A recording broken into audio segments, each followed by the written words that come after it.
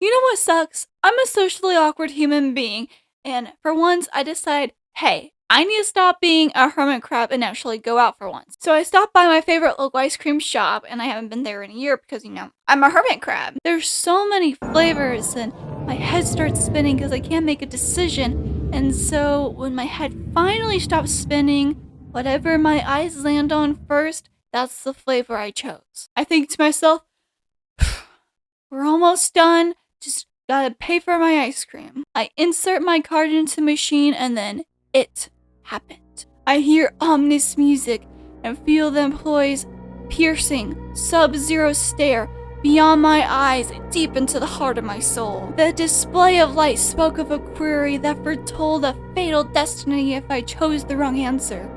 15%, 20%, 25%. Custom, and at the bottom of the screen, it said no tip.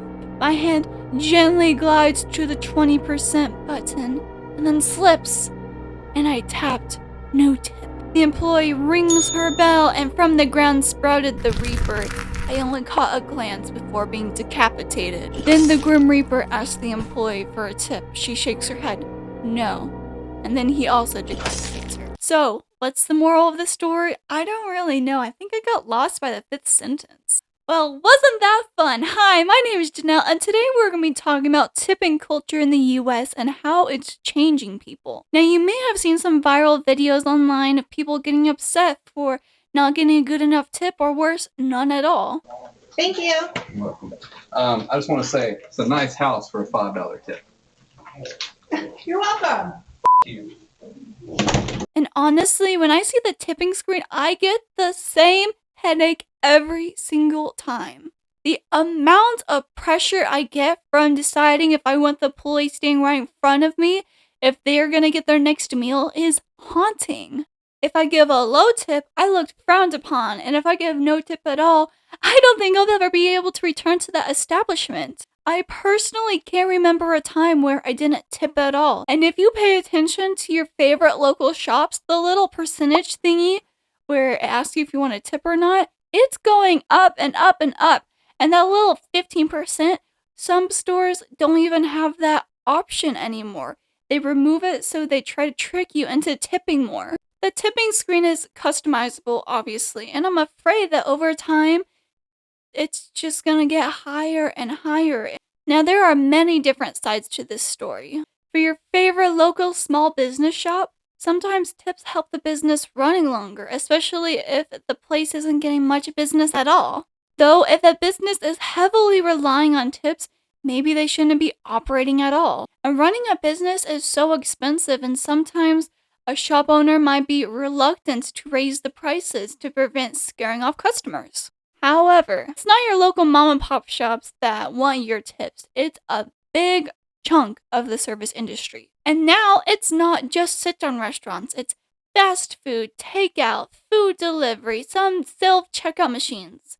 Where does that money even go to? And I think that one of the big problems about tipping is that a lot of the wrong people use it, which are big companies. Having the customer pay for the employee's salary should not be a responsibility of the customer. Employees should be paid for the work they do, and tips should be what they are, a gratuity, and not just here's a few bucks so you can afford next month's rent. Companies like to cut costs and be as efficient as possible. Having customers pay is their way of doing that. And it baffles me how we still have tip credit or tipped wages. And if you're not familiar with, it's generally servers at restaurants who get paid, drumroll please, an outstanding $2.13 per hour. And if people aren't feeling generous enough or the business isn't getting much traction, the employer has to make the rest of the difference to the current minimum wage. What's also crazy is that the last time the federal minimum wage was changed was 2009,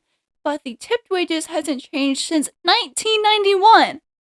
What? I also want to point out food delivery apps. They are so darn expensive already. They have so many expensive, like subscriptions, a small order fee if you don't order enough, a merchant fee, a service fee, so many fees. And on top of all that, you have to tip. technically you have a choice, but if the delivery driver sees that you gave no tip, they are less likely to accept your order. Delivery drivers can see how much you are tipping before you even accept the order. Imagine tipping someone when you didn't know if they did a good job or not.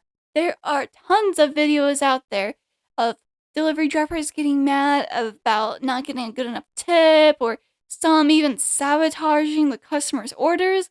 Again, actually doing your job is what you should be paid for. In this instance, you drive to pick up the order, you drive to the customer's house, and you hand them the food, and then you leave to pick up another order. And that's it.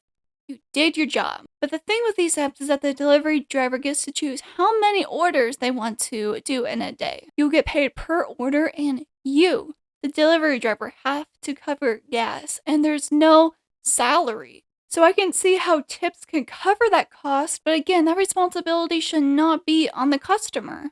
Employees get upset with customers, but in reality, they should be upset with their companies, their employers. And I get why employees get upset when they don't get a good tip. It's because they want to actually live. It seems like companies like to shift all of the blame and responsibilities on to the customers. And it's not fair at all, in my opinion. And it's not like it's super easy to tip either. For a lot of people, money is already super tight.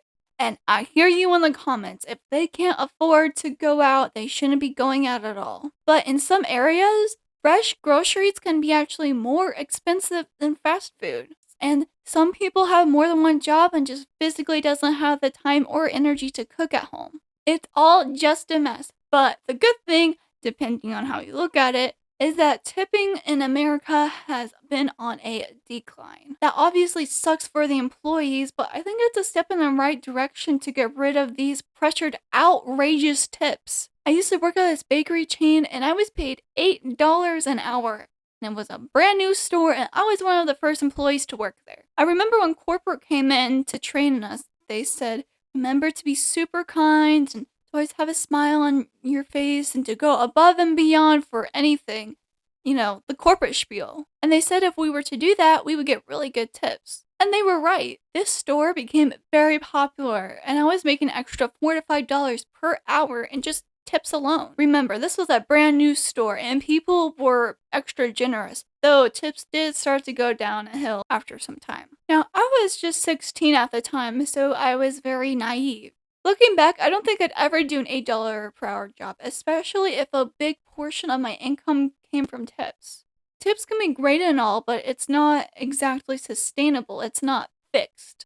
A lot of these chains have teenagers working for them, and I feel like they're not so good with finances yet, and they like to take advantage of that. Everyone deserves a livable wage, regardless of age. That rhymed. And if you're thinking, well, teenagers don't need a livable income, yes, they do. There are so many different situations out there. Like college, you know how freaking expensive that is? And not all parents are generous / physically able to help cover this cost. Some teens get kicked out at 18, and it's really sad. Some parents, especially single parents, need the help of their child to be able to cover next month's rent. How depressing is that?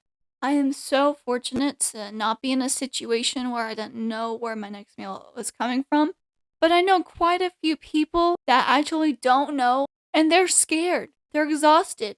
So what's the solution of tipping culture?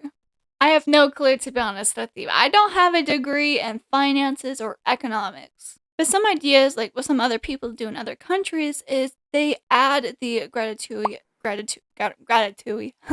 make the gratuity a part of the bill, like 10%, which is cheaper than a lot of the tips that people give. But the problem is that it's not completely your choice. Some people say that that's not the best solution to fix this issue.